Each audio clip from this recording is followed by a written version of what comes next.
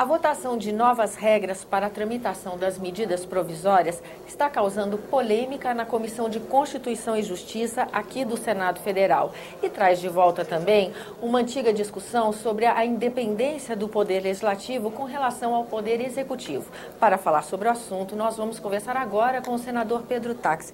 Senador, muito obrigada pela sua presença aqui no nosso programa. Obrigado, eu que agradeço.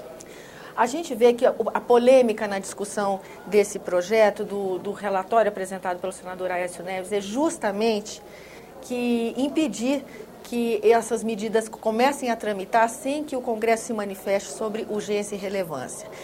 Essa seria uma nova postura em relação ao Poder Executivo? O senhor acha que esse é o motivo que causa tanta polêmica? Sim, eu penso que nós tenhamos que refletir a respeito do papel do Legislativo na atual democracia que nós vivemos. O Legislativo é um poder que deve manter relações com o Executivo. Agora, relações não significa subordinação. Infelizmente, nos últimos governos, não interessa o nome do presidente, o partido que este presidente seja afiliado. Nós sentimos um enfraquecimento do Legislativo em relação ao Executivo.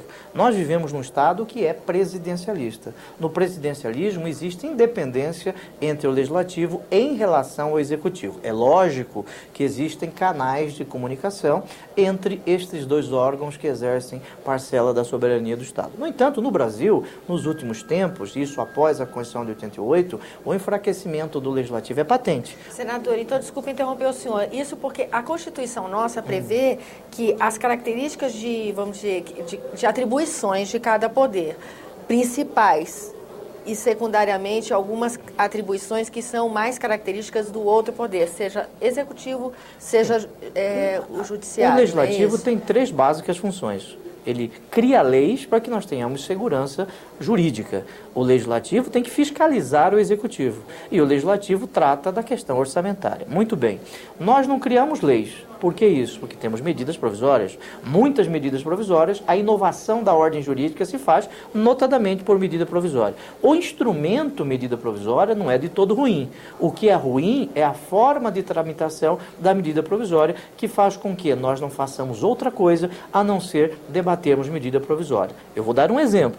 Nós estamos nesta legislatura há 95, 100 dias. Nós não fizemos outra coisa a não ser debatermos medida provisória. Este projeto é um projeto de emenda à Constituição do presidente Sarney, que está sendo relatado pelo senador Aécio Neves, é um passo à frente no sentido de nós firmarmos a posição do Legislativo. Nós temos no Brasil quase que um executivo imperial, temos um presidente quase que imperial. Não interessa se é a presidente Dilma, se é Lula, Fernando Henrique, Itamar, Sarney, Collor, não interessa quem seja. Este é o sistema da Constituição. É a relação entre os poderes. A relação entre os poderes. Discutindo. Nenhum presidente no mundo vive sem um instrumento como a medida provisória. Agora, ela não pode ser utilizada desta forma para enfraquecer o Legislativo. Percebamos o seguinte, o Legislativo também deve fiscalizar. Esta fiscalização é feita auxiliada pelo Tribunal de Contas. Hoje, nós estamos também diminuindo os instrumentos de fiscalização. Portanto, o Legislativo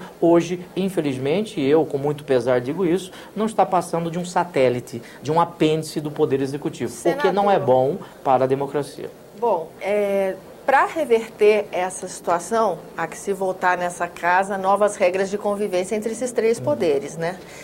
E esse primeiro passo dessa mudança das regras da PEC, a partir do momento em que você se manifesta, você vê o Congresso se manifestando sobre urgência e relevância, possibilita a maturidade da discussão de outras matérias, não é?